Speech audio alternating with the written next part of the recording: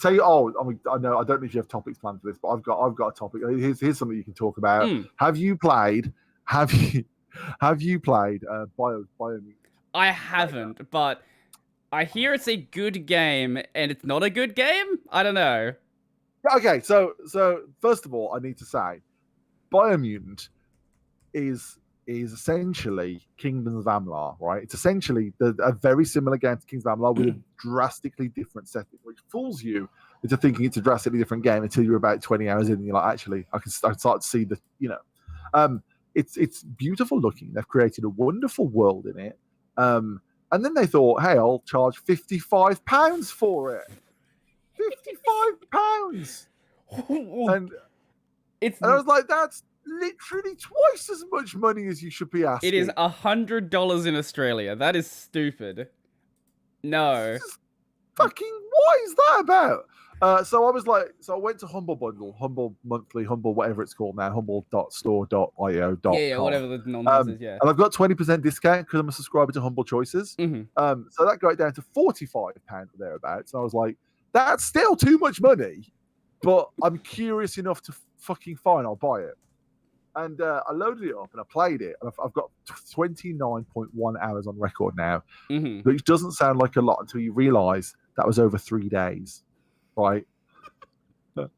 Right.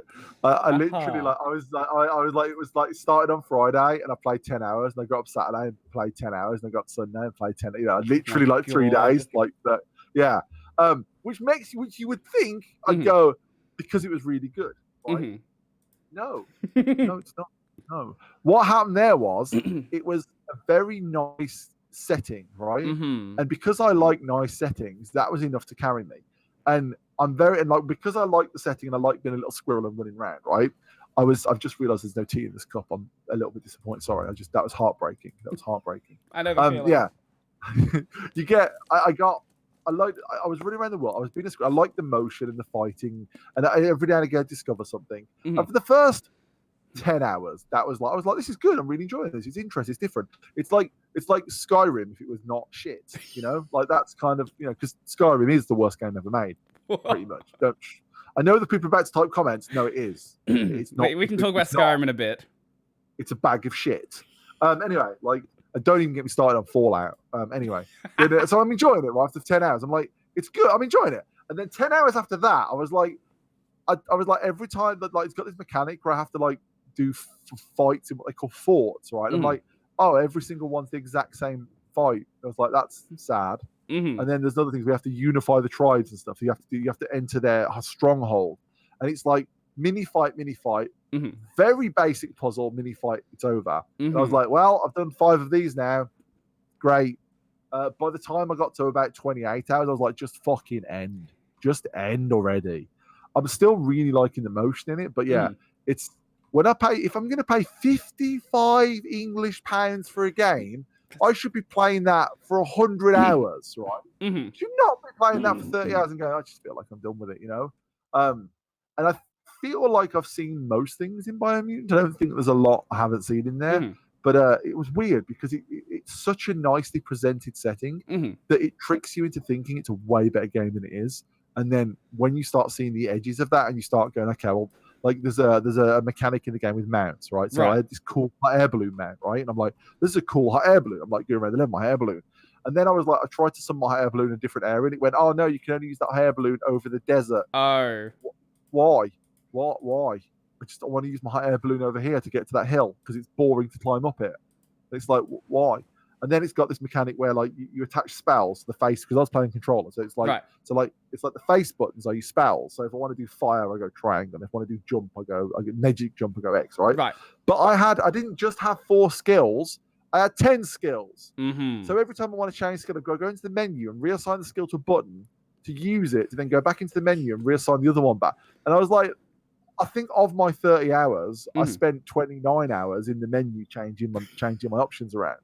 And then it's got this other mechanic where you've got this magic power fist, right? And the only time you use the power fist is to punch a hole in a wall. And it's cool, right? So you have to equip the fucking fist every time. Instead of just walking up to the wall and holding down X, which is what you think, you have to equip the fist and then hold down X and then unequip the fist. And it's just like, there are things like that in the game that just make it tedious to play. So by the time I got to the end, it couldn't end fast enough. And in order to get to the end of the game, you have 4 boss fights you have to do. Right. And they're big, but they're like you spend your time preparing for the boss in each area. Essentially, that's the kind of like little bit Breath of the Wildy in that way, which is not a bad thing at all. But no matter how you build your character, it then when you go to the boss fight, it goes, "Oh, you're on a horse for this boss fight." I'm like, I don't know that horse. I've never ridden a horse. The mount moves slower than I can walk as a squirrel, and it can't jump. And I can like jump and shit. And I'm like, and I've got magic, and it goes, you can't use magic when you're mounted. And I'm like, well, don't mount me then, you dickhead. Like, don't do that. And then there's the next one. I was like, I'm in water, and I'm like, okay, I'm on like a bike in water, and I was built for magic on land, so that was terrible, and it was tedious and boring. And then each boss fight is like that. They're so formulaic and scripted. Like, there's only one way to play the boss fight. If you can have a boss in your game, just make it a big old bullet sponge. Just give it loads of health and let me just shoot it with however I like. And I won't give you spoilers, but then it had a shit ending on top of that. So yeah, lovely. But yeah, it's weirdly because when it's the first 10 hours, I was like, he doesn't deserve these mixed reviews. Like, sure, it's overpriced, but these reviews are mixed. He doesn't deserve that. But by the time I got to like the end of the game, I was like, this game totally deserves mixed reviews because even I don't know how I feel about it. It's like it totally makes sense to have mixed reviews. So that was my Biomutant TED Talk. I saw a little bit of your video on Biomutant. It looked like a pretty game. And you saw the mixed reviews, and I'm looking at some of the reviews now, and some of these reviews are actually really good. And they all seem to be around the same point where people are like, this is kind of shit. Like, maybe a $40 game, get it for less than $30 when it's on sale. This game is a hot girl with no personality. Yeah, you know what? That's misogynistic and wrong, but very good, very well phrased. Okay, here's one then. Something is missing. I feel dead inside when I play this. No, I didn't. I did enjoy the world. The world was nice, but it was like it looks really pretty. I'll give it that. It is a really pretty looking game. And it's fun to be a squirrel. But like things like the premise of the game is the world ended an unknown amount of time ago, and the world ended because of pollution.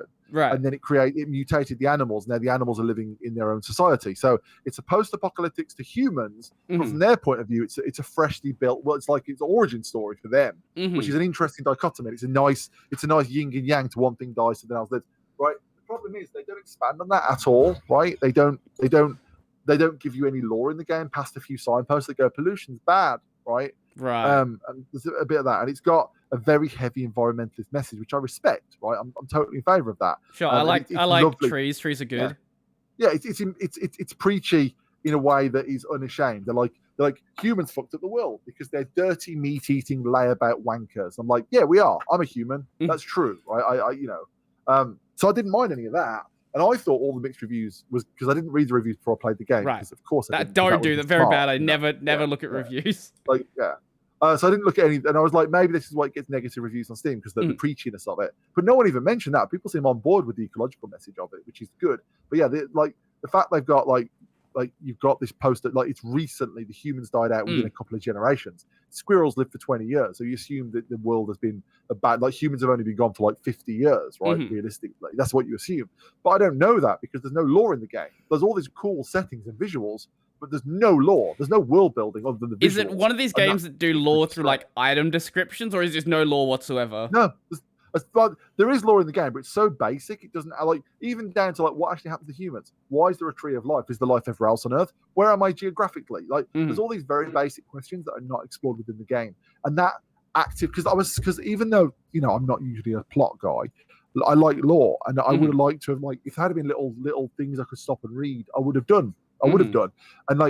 And I get they wanted to make a game that wasn't about humans, but I would like to have found some notes about what happens to humans, or even find a couple of human corpses, right? Because you got to remember, you're a squirrel, right? Sure. You're a squirrel, so you're like 3 feet tall because you're a mutant squirrel, right? So when you see cars, when there's car there and it's abandoned, your eye level is like at the top of the boot of the car, right, at the rear of the car, right? So you're really small. So it would have been cool to see human stuff and go, oh shit, humans was massive. So if you see a dead human, you're like, shit me, they're massive, But there's no leftovers. It's devoid of the stuff that would have made the world way more deep science fiction, right? That would have made it way more intricate. And that's where the game fell down. Because I feel, and this sounds like a hyperbolic thing, right? But they made half a game. They made the game And then they didn't do the bit where you're supposed to then enrich the game with lore and with artwork and with interesting things. But they made the basics and went, ship it quick, and that's sad, really. You know. So if I get it on sale for like, I don't know. Go to my fridge. I can't read the headphones. Oh, you have a fridge there. There you go. Fridge. There you go. Okay, there you go. Back. So if I got it for like maybe half price, maybe that would be worth it. If that was a £35 game, it would be a hard recommend for me. But honestly, like if I had paid £35 for it, I would have been like, I had £35 worth of fun out of it. But at £55, which is it's not just not worth it. It's a little bit. I feel like they've overpriced it, hoping that when people buy it, they want to get buyer's confirmation and be like, it's great, right? Definitely worth £55. And I'm not sure how true that is, but it's not like if I'd have paid I mean. Given that right now I can buy Kings of Amalur, the remaster for £35, there's a lot more game there for that. I'm just going to check that.